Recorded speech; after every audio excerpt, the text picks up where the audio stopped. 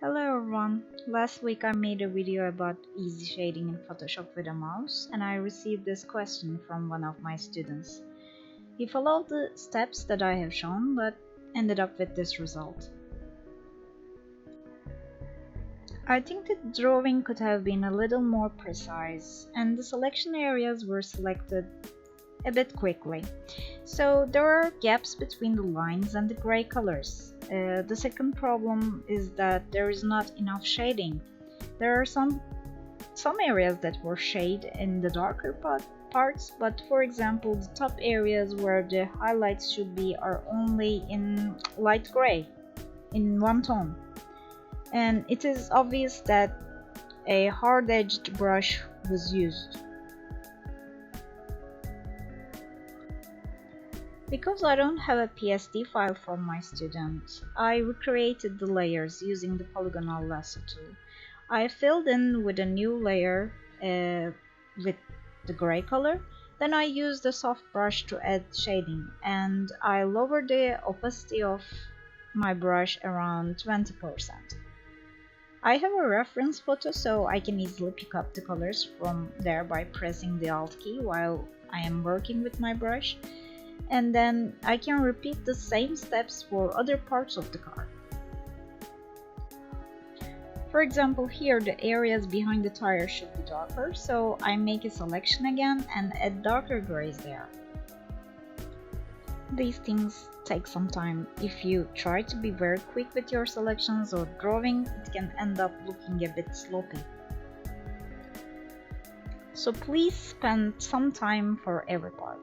I'm showing the same process here and it is in time lapse. So you can spend much more time than me if you're a beginner, and in time, with enough practice, it will become easier for you.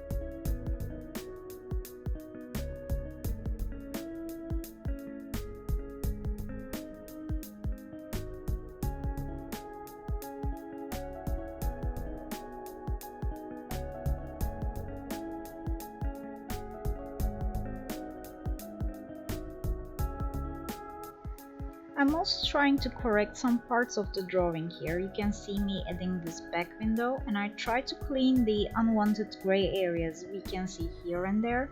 So even if you started with a bad selection area or messed up your painting, you can always go back and try to correct your mistakes.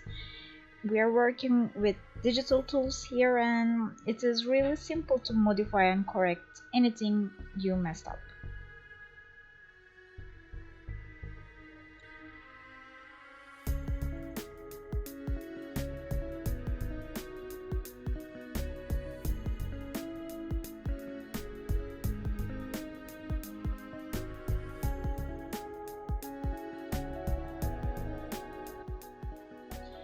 So I repainted some parts of this car. At the end I merged my layers to show you how much of an impact these little changes can make. If you repeat these steps for the whole image, you can have nicer looking gray tones.